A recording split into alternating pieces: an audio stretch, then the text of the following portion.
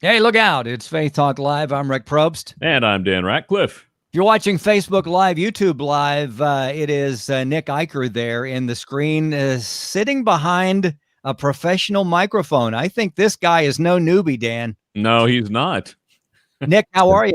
I'm good. It's an EVRE20. So if we really want to get techno geek, we can talk about microphones.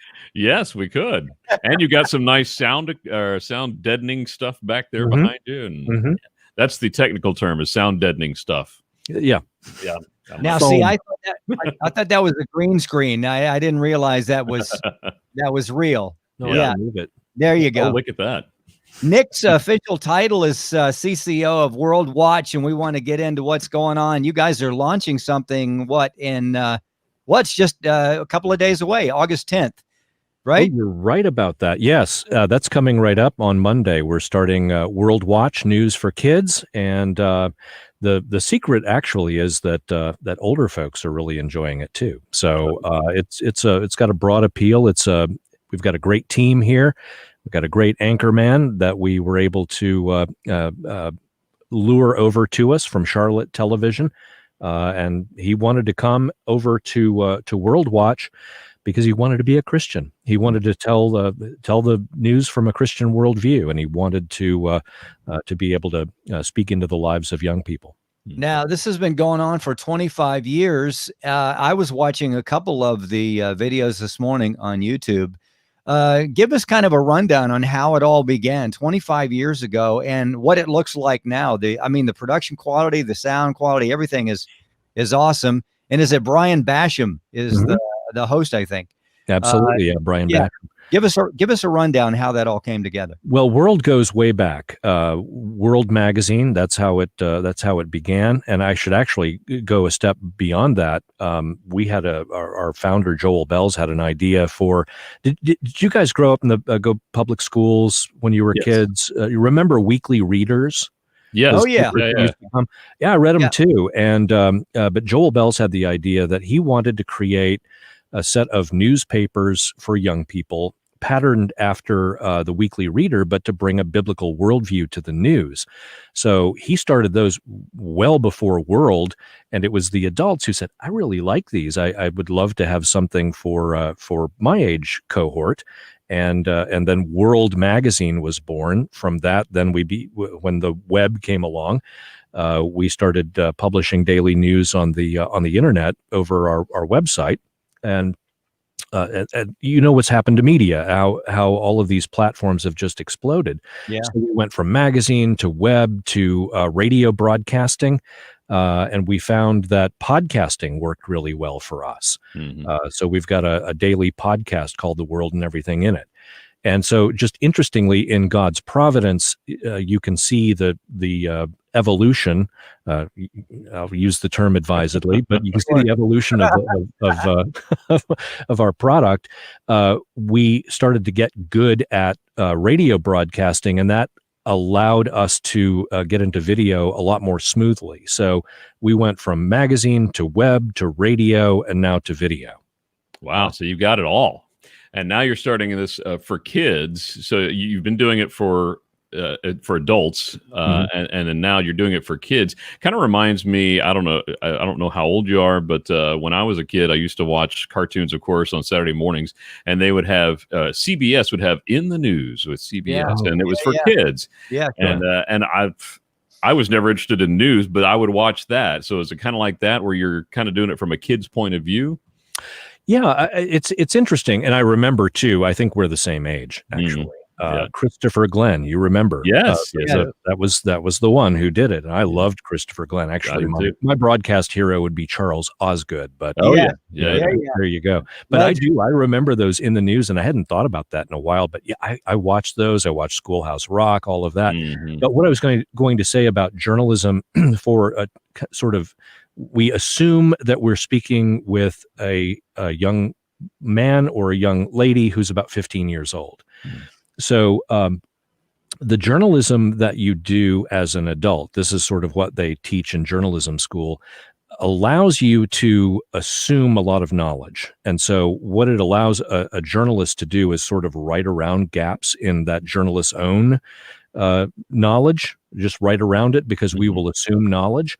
If you're aiming at 15 years old, you really have to have a solid grasp of the story, because you don't assume knowledge, you explain.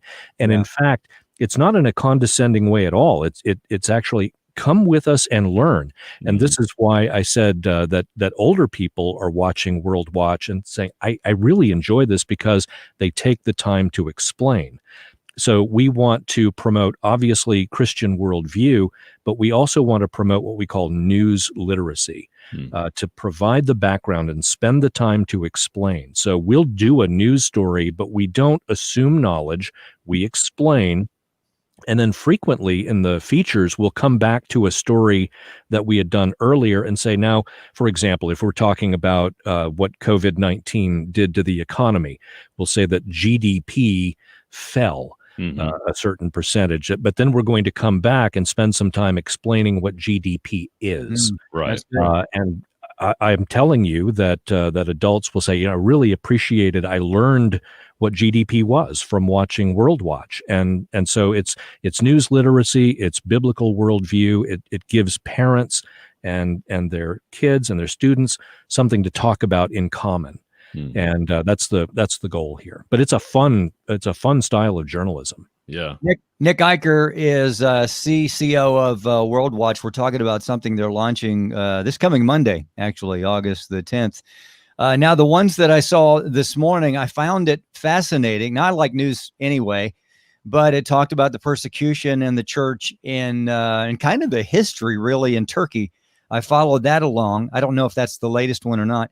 But then you also touch on popular news, pop culture, I guess, the whole team logo with the Redskins. I thought, well, this is really cool. It's not just one dynamic. It's not just, kind of like the old U.S. News and World Report. It's just plain straight news, boom, boom, boom, boom, boom. But you pretty much cover and touch on just the whole gamut. And I love that. That's pretty effective, probably, right? Well, I think so. I mean, we've, like I said, God has brought a great team together for us. And I want to give particular credit to Rich Bishop, who for many, many years was an illustrator and designer for the children's newspapers. And of course, the children's newspapers continue and they are thriving. But Rich brings a real visual sense. He allows us to get out of ruts. We don't get into ruts where we're just covering the same thing over and over again. You mentioned the persecution in Turkey. I think you're referring to a story that we did a while back on the Hagia Sophia. Yes. Which was the oldest Christian church in what was then Constantinople. Yeah, that it became a mosque, and then it became a museum, and then it turned back into a mosque, which tells you something about Turkey, which was supposed to be this sort of secular state in the land of Islam. But what's happening in Turkey is that Islamists are sort of in the resurgence, and this was a point of pride for the Islamist government there in Turkey to take this, what they had sort of settled, we'll call it a museum. No, we're going to turn it into a mosque to indicate the Muslim resurgence and dominance over Christendom. So yeah, we cover all of the news, but again, we want to rekindle that sense of wonder that kids have naturally. This is their curiosity phase. So we want to introduce them to a broad range of ideas because the world is fascinating, and we're not afraid to do that because we know and we trust in the sovereign God. We know that He's the one ultimately who's writing the history. That's good. I love this, and I love that you take the time to explain it to them, because I found, even I have a 15-year-old son. A lot of times I'll mention a name or something that happened in history, and he's like, "What? I've never heard of Elvis Presley," or whatever. And I'm like, "What? How have you never heard of so and so?" And I just take for granted that people know this, but I mean, living in the age that he's in, he's not heard of a lot of this stuff. So it's great that you take the time to explain it and do it from a biblical perspective. Yeah. Yeah, and again, the whole goal here is to respect those young people and to again play to that sense of wonder. kids are interested in everything, and you want to put, look, kids these days, I feel like, get off my lawn. Kids these days, I tell you what. And I've been blessed to have 5 of them, and they're wonderful people. But that's what I because we're a news family, that's what we talk about around the table. Young people are very capable of understanding the things that we talk about. We just have to bring it to their level and explain, not in a condescending way, but in a way like inviting you in. Come on in, the water's fine. Yeah.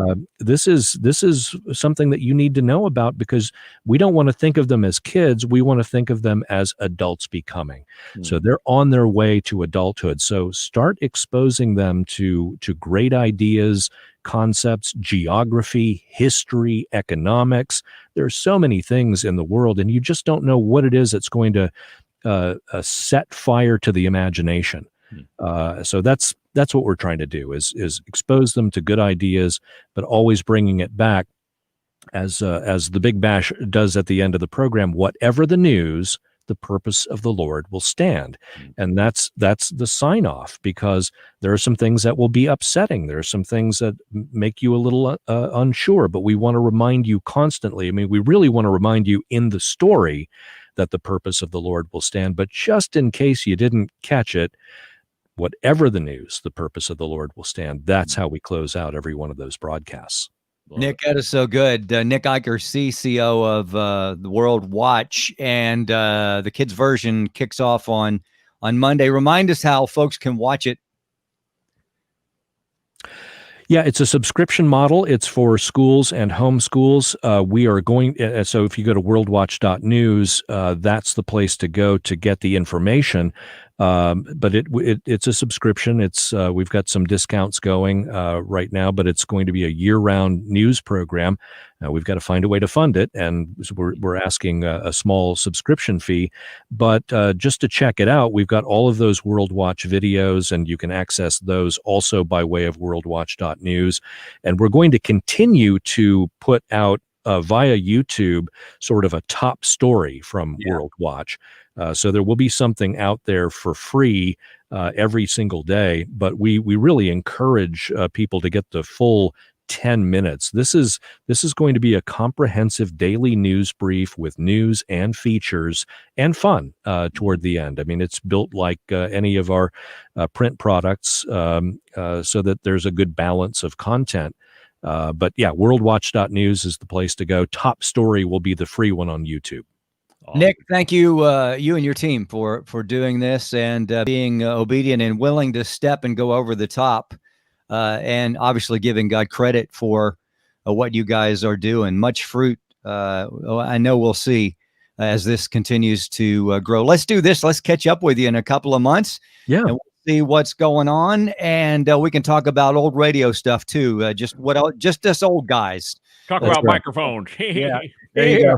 Nick Eicher. Good to meet you guys. Nice to meet you, Nick. We got to go to a break. Nick Eicher, CCO of World Watch. Check out what we were just talking about. We'll be back. I'm Rick Probst. And I'm Dan Ratcliffe. This is